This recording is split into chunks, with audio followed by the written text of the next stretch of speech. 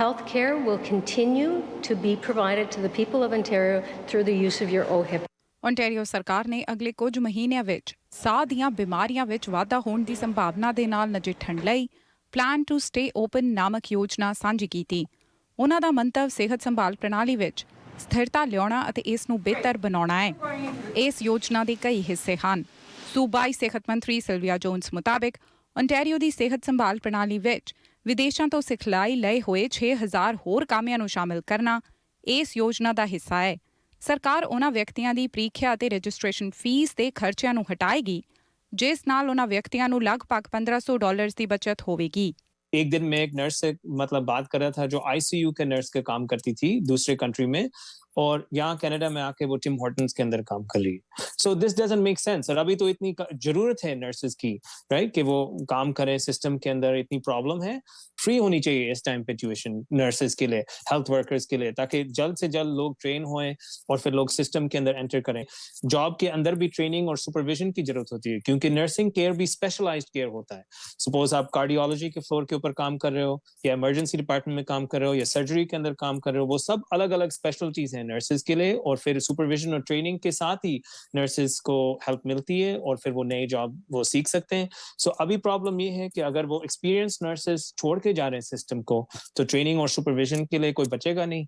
ਅੱਜ ਦੇ ਐਲਾਨ ਵਿੱਚ ਇੱਕ ਦੂਜਾ ਅਹਿਮ ਪੱਖ ਸੀ ਹਸਪਤਾਲਾਂ ਵਿੱਚ ਉਹਨਾਂ ਪੇਸ਼ੈਂਟਸ ਨੂੰ ਕੇਅਰ ਹੋਮਸ ਵਿੱਚ ਭੇਜਣਾ ਜਿਨ੍ਹਾਂ ਨੂੰ ਡਾਕਟਰਸ ਮੁਤਾਬਿਕ ਹਸਪਤਾਲ ਦੇ ਬੈੱਡਸ ਦੀ ਨਹੀਂ ਸਗੋਂ ਲੰਮੇ ਸਮੇਂ ਦੀ ਦੇਖਭਾਲ ਦੀ ਜ਼ਰੂਰਤ ਹੈ। ਜ਼ਿਕਰਯੋਗ ਹੈ ਕਿ ਸੂਬੇ ਵਿੱਚ ਲੰਮੇ ਸਮੇਂ ਦੀ ਦੇਖਭਾਲ ਦੀ ਉਡੀਕ ਸੂਚੀ ਕੁਝ ਖੇਤਰਾਂ ਵਿੱਚ ਹਫ਼ਤਿਆਂ ਤੋਂ ਮਹੀਨਿਆਂ ਤੱਕ ਦੀ ਹੋ ਸਕਦੀ ਹੈ। ਸਰਕਾਰ ਦਾ ਸੁਝਾਅ ਅਨੁਸਾਰ ਵਿਅਕਤੀਆਂ ਨੂੰ ਉਹਨਾਂ ਦੀ ਗੁਆਂਢ ਤੋਂ ਬਾਹਰਲੇ ਕੇਅਰ ਹੋਮ ਵਿੱਚ ਭੇਜਿਆ ਜਾ ਸਕਦਾ ਹੈ।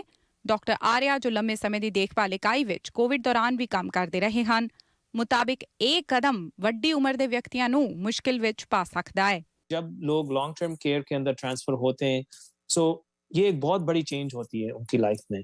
मोस्टली जो लोग लॉन्ग टर्म केयर में एडमिट होते हैं वो 80s और 90s में होते हैं। काफी बुजुर्ग हैं वो लोग और काफी फ्रेजाइल लोग हैं। कई बार उनको डिमेंशिया की बीमारी है, तो मतलब उनको याद नहीं रहता है कि उनके आसपास में कौन है, उनको पता नहीं है कि वो उनकी लोकेशन ही कहाँ है।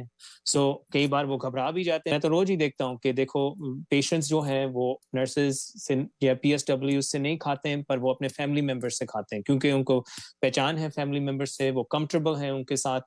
किसी को दूर भेजना और लोकेशन में, ये थोड़ी सी मुझे डेंजरस बात लग रही है और इसके साथ सफरिंग ज्यादा बढ़ेगी और ये गवर्नमेंट को नहीं करना चाहिए।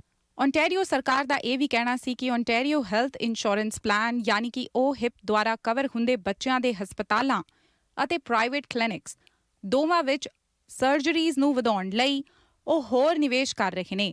ਡਾਕਟਰ ਆਰਿਆ ਅਨੁਸਾਰ ਇਸ ਨਾਲ ਟੈਕਸ ਦੇਣ ਵਾਲਿਆਂ ਦੀ ਕਮਾਈ ਨਾਲ ਬੇਇਨਸਾਫੀ ਹੋਵੇਗੀ। जो ये कॉरपोरेशंस हैं इनका स्ट्रक्चर ही ऐसा है कि इनके नंबर 1 जो प्रायोरिटी है वो शेयर होल्डर्स को पेमेंट देने के लिए है, प्रॉफिट जनरेट करने के लिए है।